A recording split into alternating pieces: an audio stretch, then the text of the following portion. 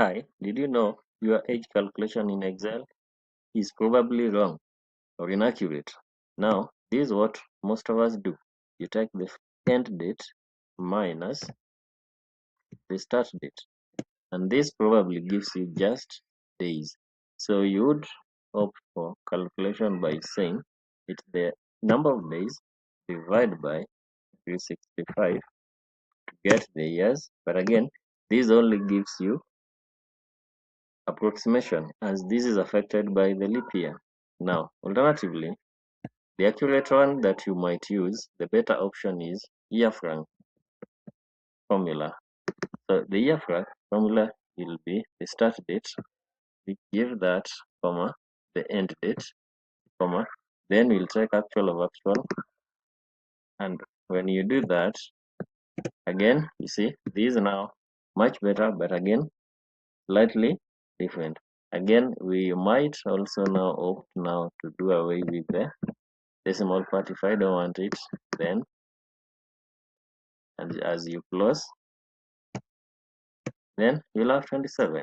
And again, if you want this to be dynamic so that when the year turns tomorrow, when it comes tomorrow, then you find the same. So you just say we can just is equals to today. So when you say is equals to today, don't type anything in that bracket, just close. So this makes it dynamic and it will remain. So when you open your Excel tomorrow, it will be reading 12 and it will automatically update. Having said that, the best and the most accurate formula you can always use to calculate your age is this. Say dated if, and when you say dated if, open the bracket. As you can see, Excel is not detecting these as other formulas, but just proceed. Then you say start date, comma, end date, comma. Then we say this one should be in years. So I will just type Y,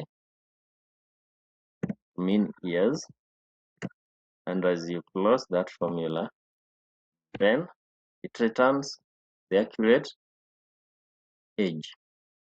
Now, let me show you here the formulas that I used so that you get the context well. So we have, that is the formula used in that case, and I'm applying to all. Those are the formula that have been used, and in our case, the most useful formula here, we've agreed that it is the dated if. If you learned something in our video, like, subscribe, and share.